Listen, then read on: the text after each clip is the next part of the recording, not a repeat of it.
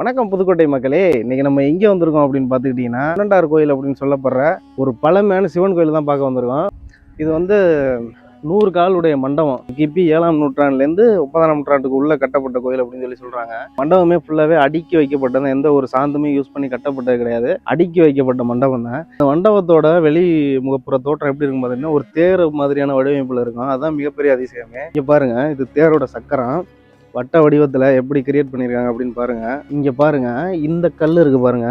இந்த கல் இப்படியே ஜாயிண்ட் ஆகி இந்த குதிரையோட பாதி உருவம் வரையும் இருக்கு. இந்த பாதி உருவம் தனியாக இருக்குது, இது நிற்கிறதுக்காக. இங்கே பாருங்க, இந்த கல்லுலேருந்து இது அங்கே வரையும் இருக்குது, ஒரு 3 அடி நீளத்துக்கு. அதுலேருந்து இதை செஞ்சுருக்காங்க. இந்தோட பேலன்ஸில் இது நிற்கிது, ஒரே கல்லில் செஞ்சுருக்காங்க. இதே மாதிரி தான் இங்கே உள்ள சிற்பங்கள் எல்லாமே ஒரே கல்லில் செஞ்சு தாங்கிறதுக்கு அங்கிட்டு உள்ள பேஸ்மெண்ட்டை நம்ம ரெடி பண்ணி இங்கிட்டு எக்ஸ்ட்ரா உள்ளதை விட்டுருக்காங்க. அந்தளவுக்கு நுணுக்கமாக வேலை பார்த்துருக்காங்க. சாமி சிலையை பாரு, எத்த தண்டி இருக்கு லிங்கத்தை, தெரியுதா இல்லையா? இங்கே பாரு கல்வெட்டு படித்து கற்றுக்கணும்ல, ரொம்ப நாள் ஆசை எனக்கு. போதுவா, அரசர்னு போட்டிருக்கிறா தம்பி. வீரன், ஒரு பேர் வீரனா, பல்லவ அரசரான். இப்படி இருந்திருப்பாங்களா மன்னர்கள்லாம்? அப்போ அவங்களோட உருவத்தை தான் தம்பி செதுக்குவாங்க எல்லாம். இப்போ அந்த மன்னர் தான் செதுக்கியிருக்காங்க, இப்படி தான் இருந்திருக்காரு. மீசை, முறுக்கு மீசை வச்சுக்கிட்டு முடியெல்லாம் வளர்த்துக்கிட்டு பர்வத விநாயகர், பர்வதகிரீஸ்வரர், தெரியுதா இல்லையா உனக்கு? அதெல்லாம் வெளிமண்டபம் தம்பி. இந்த மலையை தான் இங்கேருந்து குடைய ஆரம்பித்து, புரியுதா இல்லையா, தனி தூணு. வா, இது வந்து இந்த மலையிலே குடையப்பட்ட தூணு. அப்புறம் உள்ளே வந்துட்டு சாமி, அதில் ஒரு கருவறையை கிரியேட் பண்ணி அந்த இடத்துல சாமியை சிவலிங்கத்தை உருவாக்கியிருக்காங்க.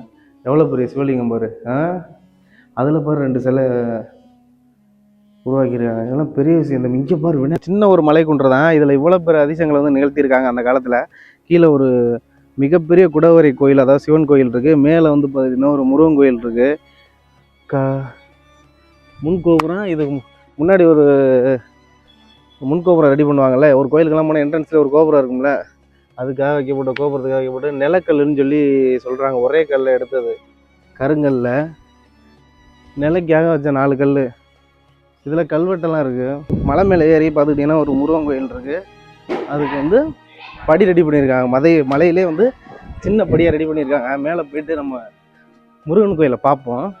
இந்த கோயிலே பார்த்துக்கிட்டிங்கன்னா எந்த ஒரு சாந்துமே யூஸ் பண்ணல, சும்மா கல்லோட ஈர்ப்பு விசையில் அடுக்கி வச்சது தான் அப்படின்னு சொல்லி நம்ம சொன்னோம்.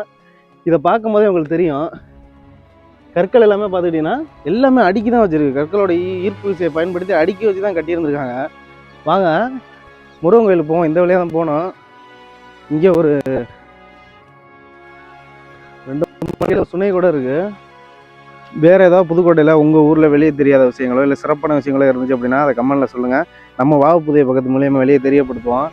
புதுக்கோட்டையில் உள்ள சுவாரஸ்யமான பல தகவலை தெரிஞ்சுக்க மறக்காமல் ஃபாலோ பண்ணிட்டு வீடியோ பாருங்கள். ரொம்ப சிரமப்பட்டு தான் நாங்கள் வீடியோ எடுக்கிறோம்.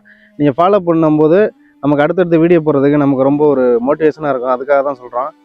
தயவுசெய்து ஃபாலோ பண்ணிட்டு வீடியோ பாருங்கள்.